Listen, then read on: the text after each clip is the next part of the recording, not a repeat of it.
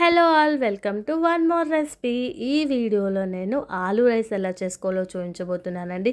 Super టేస్టీగా ఉంటుందన్నమాట. నాకేమీ తినాలనిపించినప్పుడు ఎగ్స్ కూడా లేకపోతే ఇంట్లో ఉండే ఒక్క ఆలుతో ఇంత టేస్టీగా రైస్ చేసుకోవచ్చు అంటే మీరు నమ్ముతారా? బట్ చేసుకోవచ్చు అండి. వీడియోని స్కిప్ చేయకుండా చూసేయండి, మీకే అర్థమవుతుందన్నమాట.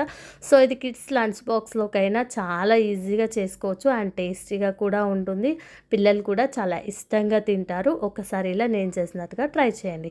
సో ఈ ఆలూ రైస్ కోసం ముందుగా స్టవ్ ఆన్ చేసుకొని ఒక కడాయి పెట్టుకోండి. అందులోకి కట్ చేసి పెట్టుకున్న బంగాళదుంప ముక్కలు వేసేసుకోవాలి. బంగాళదుంప ముక్కలు కొంచెం పచ్చివాసన పోయి కొంచెం క్రిస్పీగా అయ్యేంత వరకు ఫ్రై చేసుకోవాలి. ఈ ఫ్రై అయిన తర్వాత పచ్చిమిర్చి, కరివేపాకు, ఆనియన్స్, వెల్లుల్లి కూడా వేసేసుకొని ఇవి కూడా మంచిగా వేయించుకోవాలి. ఇప్పుడు ఇందులోకి కొద్దిగా ఆవాలు, జీలకర్ర, ఎండుమిర్చి కూడా వేసేసుకొని కొంచెం దోరగా వేగిన తర్వాత ఇప్పుడు ఇందులోకి కొద్దిగా ధనియాల పొడి, కొద్దిగా పసుపు కూడా వేసేసుకొని ఒకసారి బాగా కలిపేసేసుకోండి.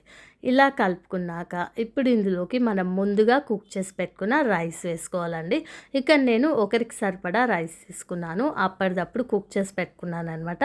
సో రైస్ వేసుకున్నాక ఉప్పు, కారం మీ టేస్ట్కి తగ్గట్టు అడ్జస్ట్ చేసుకోండి.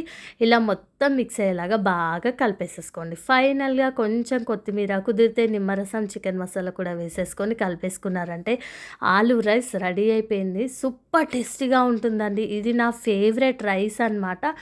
నోటికి రుచిగా ఏమైనా తినాలనిపిస్తే చాలా తొందరగా అయిపోయే ఆలూ రైస్ని ఒకసారి మీరు ట్రై చేయండి. వీడియో నచ్చితే లైక్ చేయండి, ఛానల్ని సబ్స్క్రైబ్ చేసుకోండి, ఇన్స్టాలో కూడా ఫాలో చేసేయండి. Thank you for watching. Bye bye.